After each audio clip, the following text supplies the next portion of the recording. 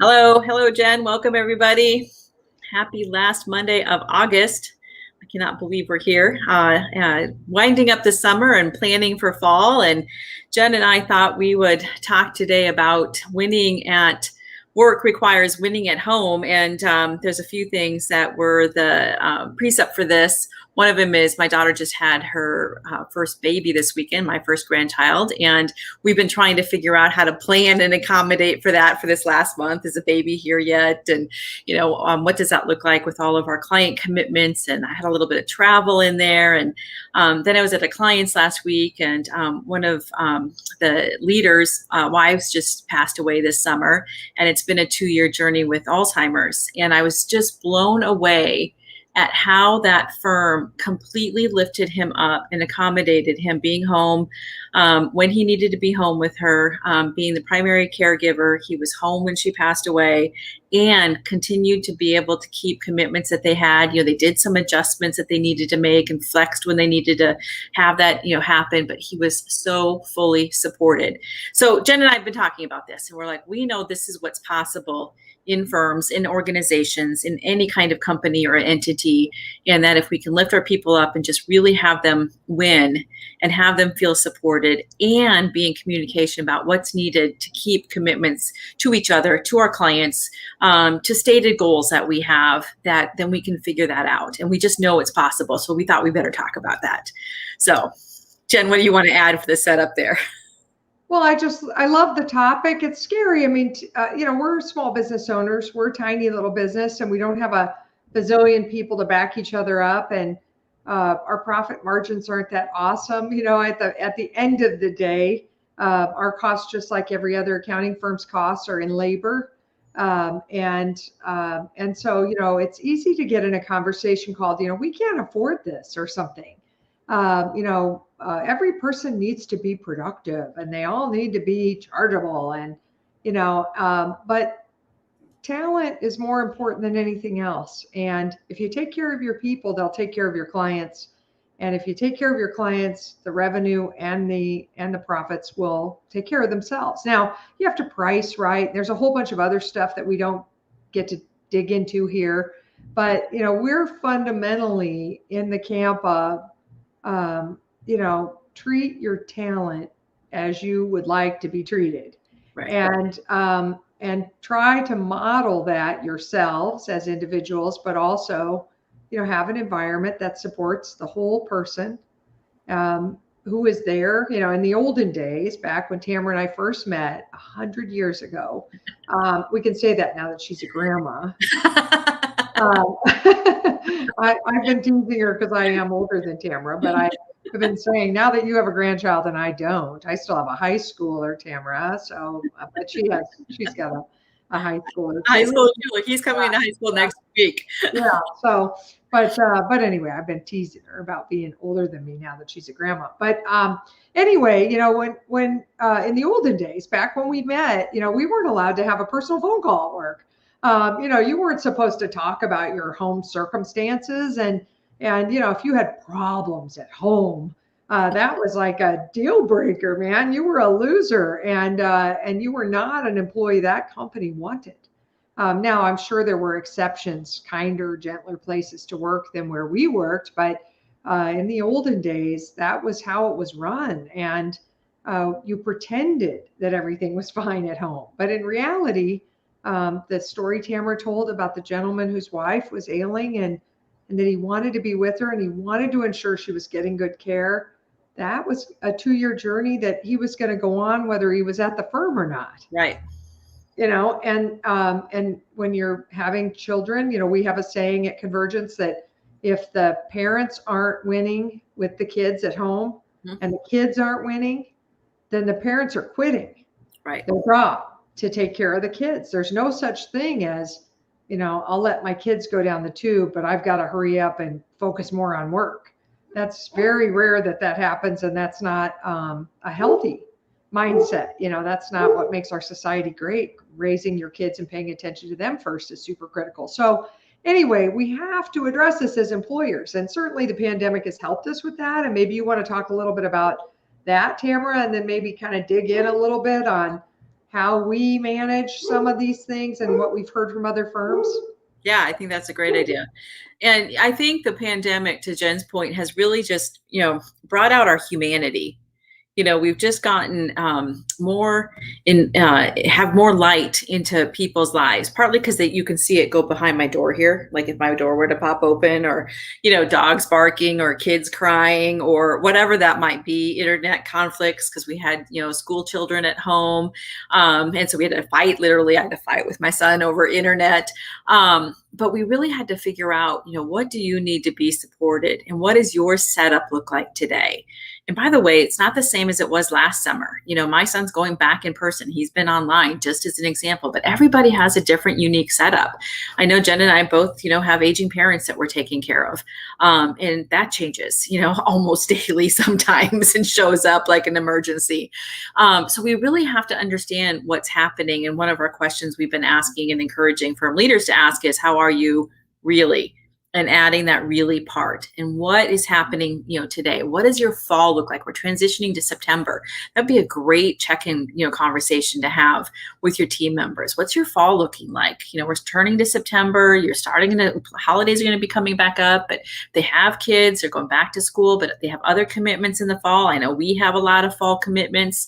So what does that look like? And how does that going to, show up for you? What do you need so that we can be, have the commitments at work, and we can have all those conversations? But that level of intimacy and vulnerability, I think, has increased from the pandemic for sure. And it's almost like permission to be human and to talk about it.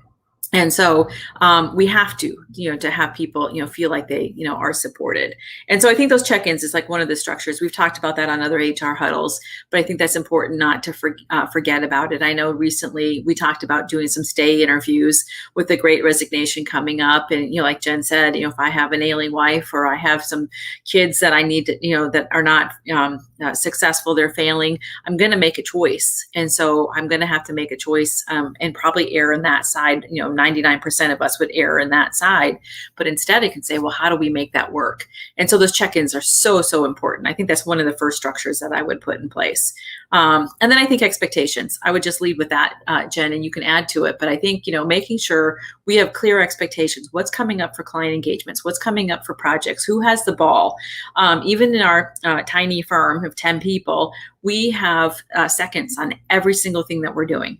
And so in my case, with my daughter's, baby, I did have a trip last week, and Renee was copied on every single thing that we did. And if she wasn't going to necessarily fly there, we had options, to be able to facilitate that. But she could step in, she could set them up. She knew what was going on. She didn't have to, but she knew. And so we just approach that for a team environment for every single thing that we do. And the client knows it also. We're completely transparent about that with the client. We introduce it as a team. Like, I might be the point person, Jen is my second in some clients, and vice versa in other clients. So I think that's really important, for us to do, and just start that way. And that's how we're running engagements. We could even start that way in the sales process. But I think that makes a difference. You're muted, Jen. I had dogs barking, so yes. Sorry, shoot. That whole idea of seconds on engagements, Tamara, thank you for that, is, some people like to lone wolf it or something. Again, back to the olden days, I was the client server and I was out in front. There was a back office of people that were working on the client stuff, but I never introduced them, and I acted like I was doing it all or something. It was like a magician trick, which is so silly. And then, if nobody knows anybody else at my firm, then they don't know who else to reach to if I'm out ill, or they don't know who else. They don't trust anybody. They're not really sure anybody else knows them. I mean, it's just such a goofy client service model. And so that idea of copying others, introducing others, explaining team service, giving people confidence. Hey, we copy everybody on this thread. These 3 people all get copied. Whichever one of us is supposed to have the ball will follow up, that sort of thing. So that's mammoth for us. And it allows us to take vacation without worry. Mm-hmm. It's just, unless you have that, you have all these clients that they're like, you're the one foothold they have in the business. And that is fragile and probably not advised. The other construct that we have in our business, which could be intimidating, but we have clients who have followed us in, is we have had unlimited paid time off. Yes. With no accrual. and also no nickel and diming for the whole time that we've been in business. We've never accrued vacation or, or sick or whatever. And we allow one, it's because it's unlimited or open, if you will. We don't care if it's used for sick or used for, in this case, grandmaternity, or used for, whatever, vacation or, whatever it might be, going, for some education that's not related to the business, maybe. I don't know what it would be used for, but we don't care, and we're not sitting around tracking the number of days unless somebody feels like they're not meeting their expectations, their clients aren't being served, other people on their teams are having to carry a ton of weight, or something like that. Then we might sit down and say, hey, it feels like you're absent a lot. Mm-hmm. What's happening there? And usually that would point to something unusual going on in their lives, but it would be weird for us to not know that, because we allow people to tell us whatever it is. We don't, we're supportive. We'll pray for them. We want to know what's happening. And by the way, it's awkward to say, like, how's your family life? I mean, that's not probably legal. So instead you might say something like, tell me about what's happening in your life these days outside of work. Right. Or, how is your life going, or what are you projecting for the fall inside and outside of work? How's it all looking for you, and what should I know about it, so that they feel like, hey, you open the door, I can tell you whatever. And and then they'll do that, and then you can follow them in. So this idea of a unlimited PTO or open PTO is really critical. Now, if you don't have that, we have to be so careful that when somebody runs into special circumstances, that we don't nickel and dime them. I've got somebody I'm coaching right now, and he's got a couple of unique circumstances that are happening. His family home has been sold, and he's having to move out of that family home to a new location. He also has a destination wedding that he's part of.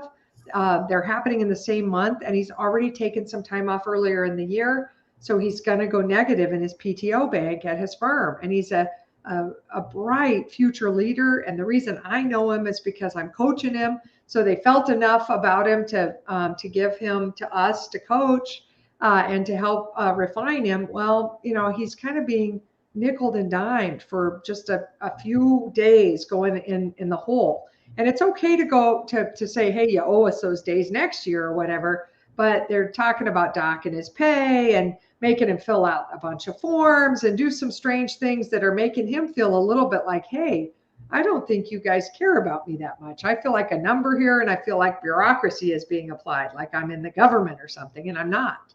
So we got to be careful about that. We have to, we want to adhere to our policies, but we also need to somehow make people not feel unsupported, and or that we're just so busy processing the policies and procedures manual that we're not listening, caring, and trying to figure out how to make it workable.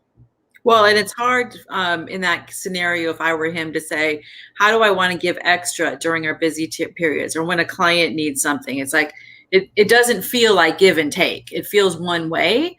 And we have to be careful of that. Now, you also already said, Jen, I can't have it feel one way, like I feel like the employee is taking advantage of me. And we know that happens sometimes. But then we just have to have a conversation. And the more diligent we are about expectations and commitments, and where are we and how are we going to get that done, or what are we going to not get done right now because we can't get it done, but agreeing on that, the easier it is to have that conversation. So I just think that's so important, but don't have it feel one way. I think that's what I heard, in what you were talking about, is we don't want it to feel like that. And we got to have the flexibility to be able to, facilitate those things. And, everybody's situation is so different in how we operate and, how we, best facilitate that. I think the other structure that we do is we do a work to-do list. And that's something that, whatever your system is, so that people have visibility to scheduling or your workflow, or what assignments do we each have? Because then if something were to happen, or I do need to step out or something, people can step in because they could see what I'm already working on. We could step into that and either rearrange that or reset, client expectations, take things, move things around. But that helps immensely. And we share it, so we all have, visibility to it. We also are completely transparent on calendars. And so whether you're using Outlook or Teams or, I know there's a whole bunch of other programs out there, your project, tools, or I know some firms are implementing XCM this fall, whatever it is that we have to use those systems, whatever we're agreeing on, we all have to use them so that we can be transparent, and it helps us better serve each other and better serve our clients when we do that. Yes, agreed, Tamara. And I was just thinking that, if in the case of this young man, if he always went negative on PTO or whatever, Right. Then we'd have to evaluate it. But this is maybe the first time he's ever done it. Right. He's been growing with the organization. He's not a first-year person. Sometimes, somebody, let's just say they went negative all the time, they don't understand the cost of that to the business, maybe. They don't understand practice economics. They don't understand how the firm makes money off of them. Right. So sometimes those are teaching moments. Yep. But they're not nickel and diming or, nope, we don't support that. You will be docked, So anyway, just a thought about that.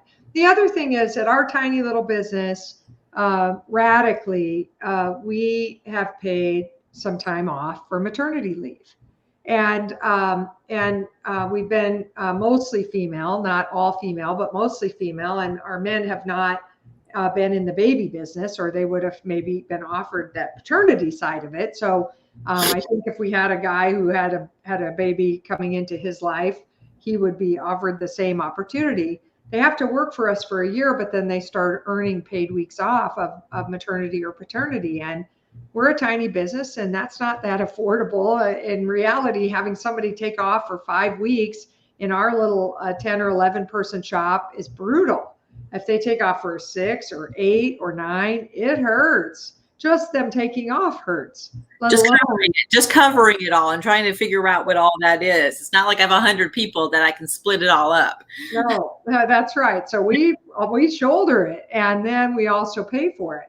And you could say, wow, that's, is that a smart business decision? We think it is. So far, we've had all of our people return to work from maternity leave. And we think that we hope they feel well cared for, and that we understood and appreciated what they were going through and doing. And we didn't want one more hardship in addition to adjusting to parenthood or adjusting to multiple children in the house and all of that. One more hardship being financial. We just didn't want to see that happen. So Tamara and I, got together and figured out how to make it work. And yes, we take maybe an earnings hit ourselves in the year that we have a maternity leave. I think we have to say that we do. Mm-hmm. But the reality is it's been worth it. It's worth the investment for us. And so just for them to really know we care and we support them, and we want them to come back, and we want it to be a solid transition. Well, and I think that transition plays to the team also, because they support each other. It's amazing when they know what it takes to cover that, or even like a 2-week vacation if we're going to go to Greece or something like that. Even 2 weeks or something like that. It takes something to cover that in our small business. But like in the maternity leave, we've had a few of them in the last few years. We're in the baby business definitely the last few years. We had kind of a lull for a while, and now we're back in the baby business. And the support of each other is incredible to watch. And, we've got each other's backs, and that is the feeling. It's like, what do we need to cover? We know it's temporary. And so how do we best facilitate that? So just watching the teamwork, I just think has been heartwarming, on our team to see that happen. And, Jen and I just kind of need to oversee it, because they're like, this is how this works. This is what we need to do to have coverage for each other. And they plan it out and figure it out. And it's all inside that communication too. I think that's super important. Oh, and planning. Yes. And having somebody plan it, document it, and all of that, for sure. The thinking and planning in advance. Yep. Acting like they own their stuff, which they do. Yep. So yeah, great point. The other thing that we've toyed with, and that a lot of firms are doing, is the idea of sabbatical. Yes. And paid time off in kind of bulk. Renee on our team, I think, Renee and Emily are the best at taking multiple weeks or a week and a half, 10 days. I don't think I've ever done that since we've owned the business. And, it would be amazing to have 2 weeks off in a row, I think. And some sabbaticals are 4 or 6 or 8. And depending on tenure. Yeah. They cut you off email, and they tell you if they see you out in social media furthering business posts and stuff, you're going to get in trouble. And And they, the idea is that you sort of sink into, life without work just to clear your head, just to get rejuvenated and get back, sort of all that you had before. And it's not, and again, back to the historical nostalgic days, sabbaticals when they existed were only for those near retirement. It was a secret way to try to kind of pry their fingers off the door jamb, because they weren't letting go of anything. And it's impossible to hold on to your work and take a month or 6 weeks off. You have to give it all away. It has to go. Unless, of course, you're like totally seasonal and you have absolutely no email or phone calls or anything going on for a whole 6-8 weeks. But I don't know anybody like that anymore. Right. It's year round. So anyway, that's a super interesting idea. And we have firms who have sample policies and have been making that work. And the people that come back are like, man, everybody needs a sabbatical. So right. From that camera angle, it's kind of a cool idea. That is. So there's all kinds of programs like that out there, and there's ways to make it work. And does it take something? Yes. Does it take planning and thinking? Yes. Is there something we might give up? Yes. But the long-term benefits are huge with our team members. And, the relationship and the loyalty and the camaraderie, it just, the ownership that people show is so worth it when we help people win and know how to help them win. And we're sharing it too, by the way. That's one thing I think maybe I'll close with is, it starts with us sharing what do we need. What kind of time off? People have been asking me, are you taking some time off to support your daughter? And I'm like, I'm blocking some time on my calendar. You can see what it is. I'm not taking days off, but I'll be here and there. And, this morning I had him in my arm.